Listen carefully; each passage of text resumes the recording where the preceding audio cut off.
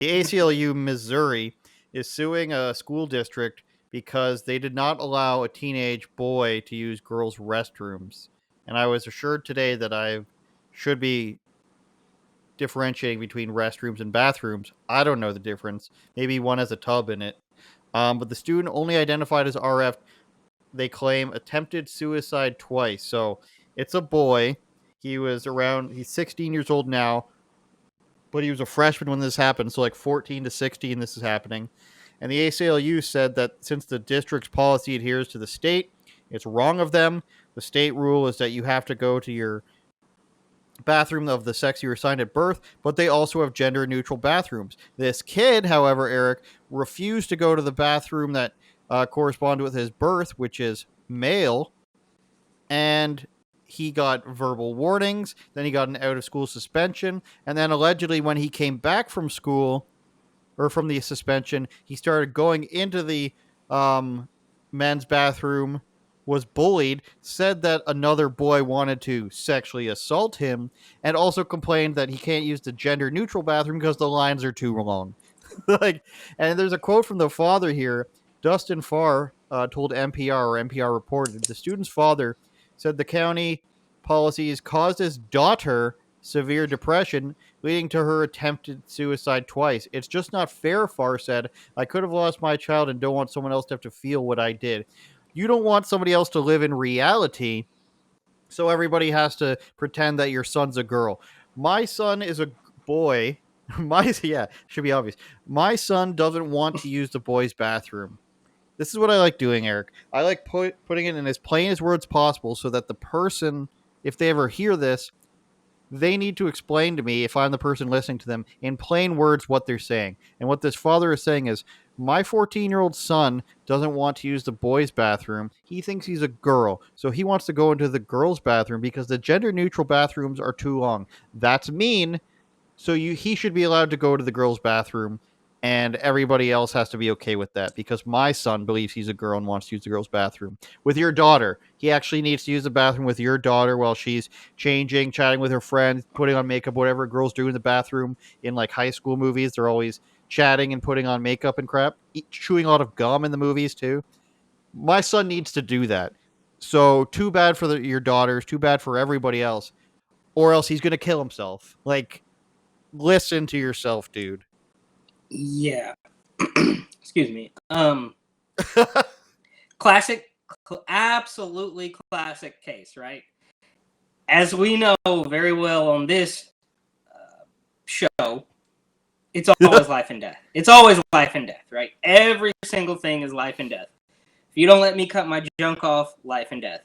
If you drive a car, if you drive a truck, life and death. If you don't get the shot, life and death. If you don't wear a mask, life and death. It is an absolute banger, right? This is what they do. They pound you. I mean, because I guess in their world, I mean, how dare you question harm themselves? I mean, that's the worst thing you can do. And we saw this classically with Andrew Cuomo, right? Remember? Maybe I'm, apples to oranges here, but when Andrew Cuomo, former grab-ass governor of New York, said that wearing a mask is about respect, without even realizing that he completely threw the medical perspective under the bus, right? It was literally supposed to be about remaining safe and, keeping people healthy. And somehow he just pivoted and said it's about respect. If you don't wear a mask, then you want somebody else's grandma to die. It's all the same thing. It's always life and death with them. They absolutely love that. And they're going to ride. I mean, global boiling is the new thing now, right? Global boiling is what they're going with. And the gender-neutral bathroom lines were too long. How did that happen?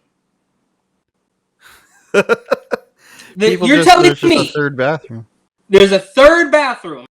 The third gender that we have just been forced to believe a couple of years ago is now overwhelmed with students. We're not talking about a mall, a public place, a food court where there's adults and all that. We're talking about a gender neutral bathroom at a high school being overpopulated and the lines are too long. something's there. I don't know if they're lying. I don't know if, well, if the students are delusional and the parents are pumping them full of nonsense, or the teachers are pumping them full of nonsense, or maybe it's just completely not true. It does obviously doesn't add up. There's no way that you just created a third bathroom. Come on, bro. We all know notoriously that the ladies' room line is always long, right? They take longer, they chit chat, they run out of toilet paper, whatever the hell they're doing in there. Who knows?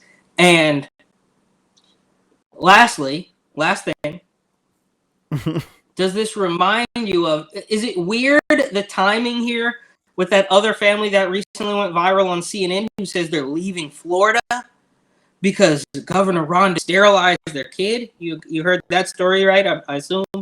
Yeah. The family who gets on TV and is just like this little 3-person family of soy overdoses that are saying, well, it's just not safe. Like, we have to leave because we need to go to California or New York to make sure that we can cut our kids' junk off. It's just absolutely through the roof. But this is them in the death throes, right? This is them grasping at straws.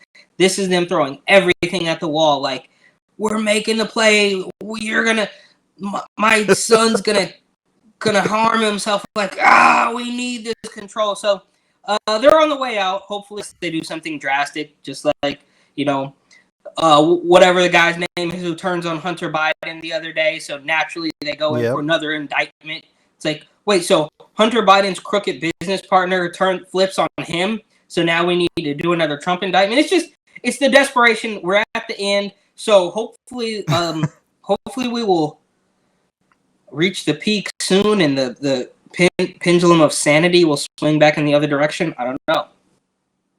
Well, you mentioned it being a last attempt. This ACLU lawsuit is a pretty terrible attempt because this other report from the Lion, and I cited them in my article too, they point out that the ACLU is like complaining about, they want, they're saying that the school district is violating the Missouri Human Rights Act. But the Human Rights Act of Missouri does not cover gender identity.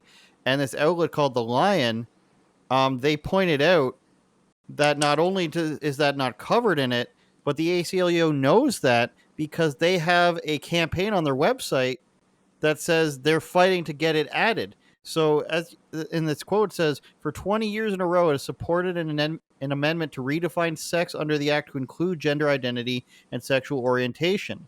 So, on one side of the spectrum, they're saying, what the hell, you guys are violating this kid's human rights.